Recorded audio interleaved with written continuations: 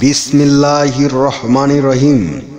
বিশ্ব আধ্যাত্মিক জ্ঞান সঞ্চার দরবার শরীফের প্রতিষ্ঠাতা আমার মুর্শিদ কেবলা গাউসুল আজম শামীম আলী চিশতির দরবার হইতে আমি শাহ আলম আবারও আপনাদের সামনে কিছু আলোচনা নিয়ে হাজির হইলাম। আশা করি সকলে ভালো আছেন এবং সকলেই মনোযোগ সহকারে এবং ধৈর্য সহকারে শুরু থেকে শেষ পর্যন্ত আমার এই আলোচনাটি শুনবেন। আমি যে আলোচনাটি নিয়ে আপনাদের সামনে হাজির হইলাম, এই আলোচনাটি হলেন বাউসি রোগের চিকিৎসা সম্পর্কে। তাই সকলেই মনোযোগ সহকারে এবং ধৈর্য সহকারে সম্পূর্ণ আলোচনাটি শুনুন।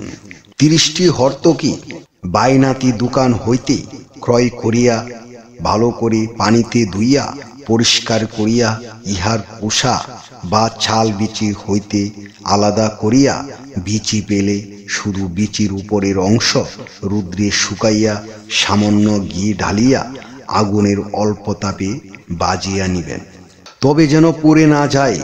বাজা পূর্ণ হলে ঘি হইতে তুলিয়া আনারের রসে অর্থাৎ ডালিমের রসে পাথরের শিলায় বা পাঠাই বাটিয়া মিহিন করিয়া তুলতে হবে। আরেকটি কথা ভুলে গেছি, সেটি হলো ওষুধ বাটিবার সময় বা মিহিন করার সময় 3টি বাইনাতি মরিচ বা গোলমরিচ হর্তকির সাথে একত্রে বাটিয়া লইতে হবে বা একত্রে মিশিয়া ওই সবকে গুলি বানাইতে হবে। এই গুলি চুলা বা চানা পরিমাণ গুলি বানাইতে হবে। সব মিলে যতগুলো হয় গুলি বানাইয়া ইহা রুদ্রে শুকাইতে হবে। তারপর সকালে মুখ ধোয়ার পর উহা কালি পেটে একটি খাইতে হবে, আর রাত্রে শোয়ার সময় একটি খাইতে হবে।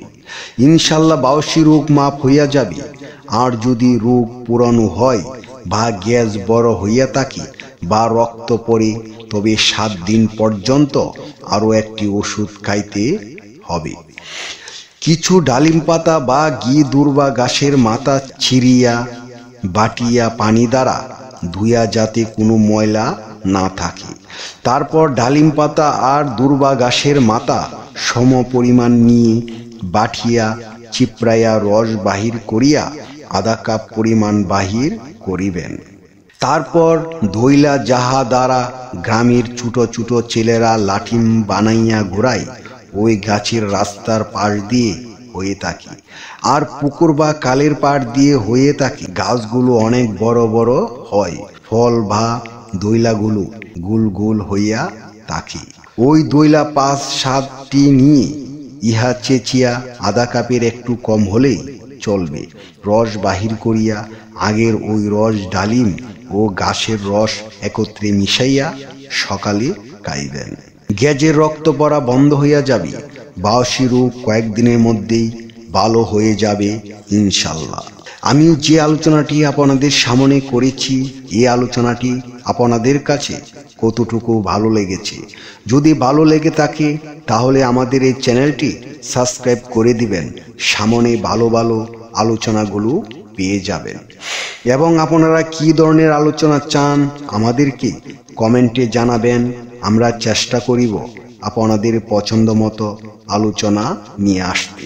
আমার এই আলোচনাটি করতে যাইয়া কথা ভাষার ছন্দে যদি কোনো ভুল হইয়া থাকে, সকলেই আমাকে ক্ষমা ও সুন্দর দৃষ্টিতে দেখবেন।